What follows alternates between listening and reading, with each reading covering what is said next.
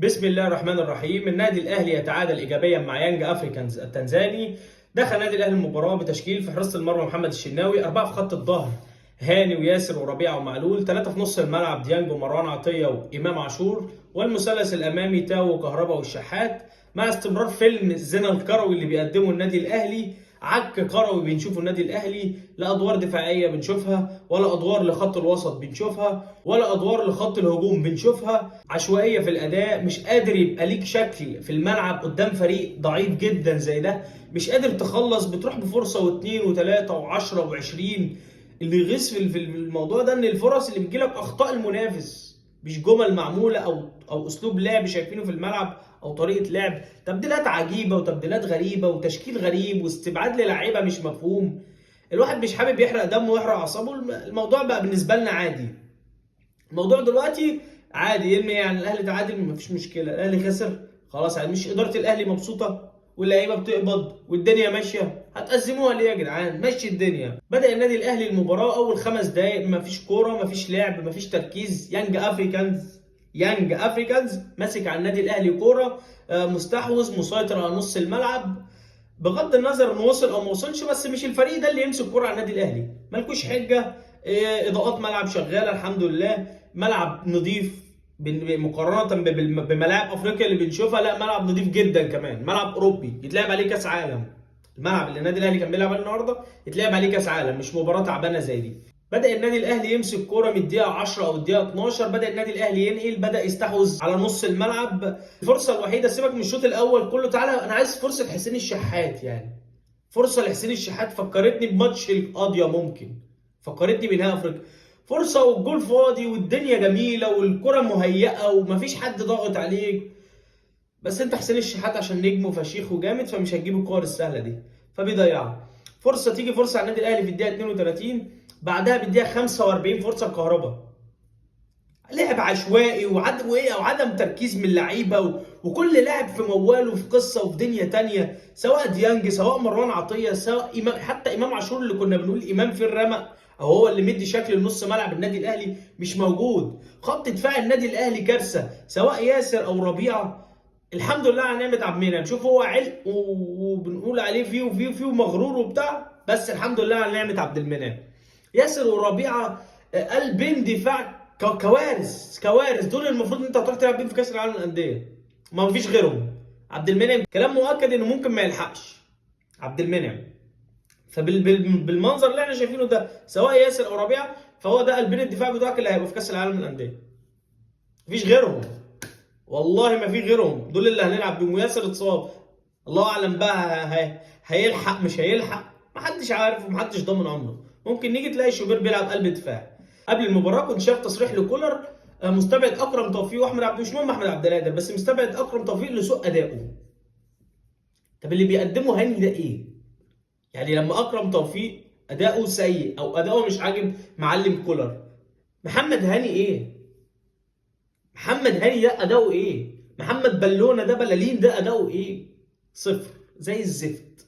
مفيش اداء، مفيش اسلوب، مفيش طريقه، لا دفاعيا شغال، لا واجب هجومي شغال، ولا اي حاجه شغال. هو انت عطلان خلاص، هو انت هيكل منظر اسم في النادي الاهلي، محسوب لاعب على النادي الاهلي، ولا اكتر ولا اقل. سواء ديانج سواء مروان عطيه، توهان في نص الملعب، سرحان، ولا ادوار دفاعيه صح بتأدوها ولا ادوار هجوميه. وديانج انت في جول التعادل انت بتتعازم على اللاعب.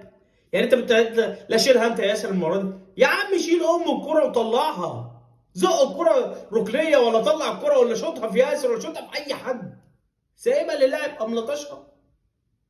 اليو ديانج. يجي بقى الحبيب قلب حسين الشحات، يا اسطى انت عايز ايه مننا؟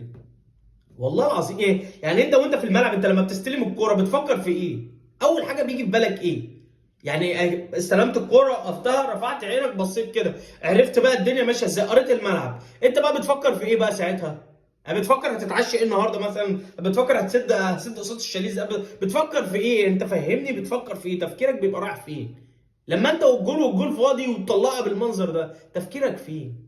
دماغك فين؟ مفيش ابيض كهروب حبيب قلبي، ما معرفش موقف محلي وبيلعب افريقيا وعلى ما نجيب مهاجم، شغلانه هباب وشغلانه طين، وما تفهمش مين مع مين ومين بيلعب ومين اساسي ومين المفروض بره ومين ما تعرفش مين. ما تعرفش مين مع مين في النادي الاهلي، زحمه، الدنيا تايهه، ده يلعب شويه وده يلعب اجهاد اللي بتتكلموا عليه؟ احنا لسه ما لعبناش 4 5 ماتشات في الدوري ولا 6 ماتشات في الدوري، اجهاد ايه؟ اجهاد اللي بتتكلموا عليه؟ ولا بيرسي تاو افضل اجنبي جه في تاريخ النادي الاهلي وجاي من برايتون الانجليزي ويلقب في جنوب افريقيا بميسي تاو؟ هقول كلمه عيب والله العظيم. ملخص الشوط الاول للنادي الاهلي: الدقيقه 17 فرصه لحسين الشحات وفرصه الكهرباء في الدقيقه 45. الحمد لله اتعشت على كده الشوط الاول، نقفل الشوط الاول على كده. دخل النادي الاهلي الشوط الثاني، التبديل في الدقيقه 45، قفشه مكان امام. مش عايز اقول واقعي لان قفشه ما فشخليش الواقع، يعني ما غيرليش، ما قلبليش شكل الملعب، مش فردة شراب وقلبها، يعني ما فرقش كتير عن امام. قفشه ما فرقش كتير عن امام عاشور من وجهه نظري.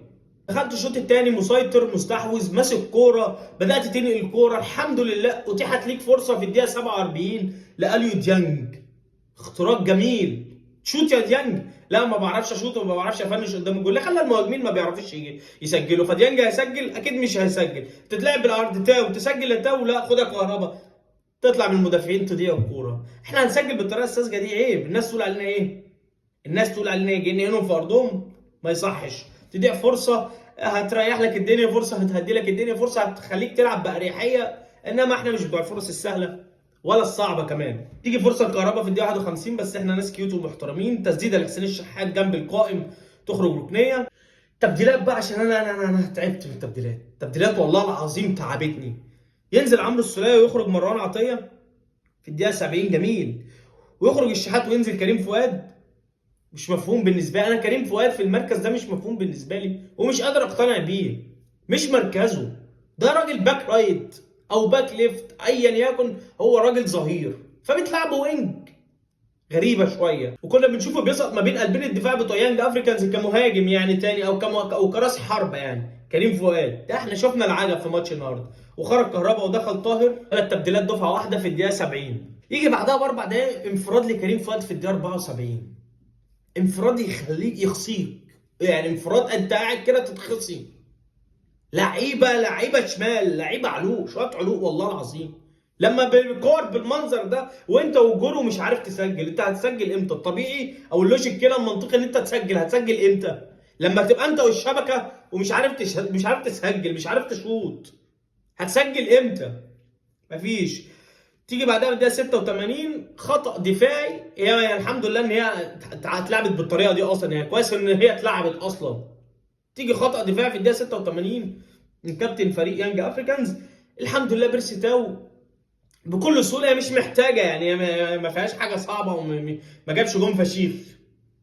الحمد لله في الدقيقه 86 بيرسي تاو قدر يسجل الهدف الاول للنادي الاهلي بعد عدد محاولات غير طبيعي، 7 8 ركنيات في الشوط الثاني. والنادي الاهلي يعني كاداء في الشوط الثاني مش وحش، بس اللمسه الاخيره زي الزفت، زي الزفت. تحافظ بقى، يعني انت في الدقيقه 86 جبت هدف، حافظ بقى، أأمن الفوز، ارجع. يعني انا كده كده اصلا ادائي زي الزفت، بحاول اسجل الثاني ليه؟ يعني انا محتاج مثلا، تفتكر انا محتاج الهدف الثاني في ايه؟ يعني تفتكر مثلا لو سجلت الهدف الثاني هيحصل لي ايه مثلا في المجموعه؟ انا لو انتهى كده انا 6 نقط خلاص، مش عايز حاجه من المجموعه تاني، هيجي لي بوليسداد هنا او انا هروح له هناك، ايا يكن اللي هيحصل ايه. خلاص انت 6 نقط، اول ماتشين باول فوزين ب6 نقط، خلاص. تحافظ بقى وترجع وانت ادائك اصلا زي الزفت؟ لا ازاي؟ فاتح الملعب وبتاع، وانت عارف ان قلبين الدفاع بتوعنا طينه، طينه، الاثنين ضاربين ستروكس ونازلين الملعب، مش رايحين يلعبوا كوره. يجي هدف التعادل بعدها مفيش ب3 دقايق في الدقيقه 89، هدف التعادل. ديانج بيعزم على ياسر، خد انت الكوره، قال له لا والله ما يصحش يا اخويا، انت اللي جاري اكتر مني، لا مش عارف ايه، هوب كان الكوره في الشبكه بيجيبوها عشان يسنطروا في الدقيقه 89. القدر كان رحيم بيك وبيديك فرصه وبيديك كوره لطاجن، محمد طاجن نجم النادي الاهلي واسطوره الفريق في ال3 4 سنين اللي قضاهم معانا، في الدقيقه 93 نسجل، يجيب جول.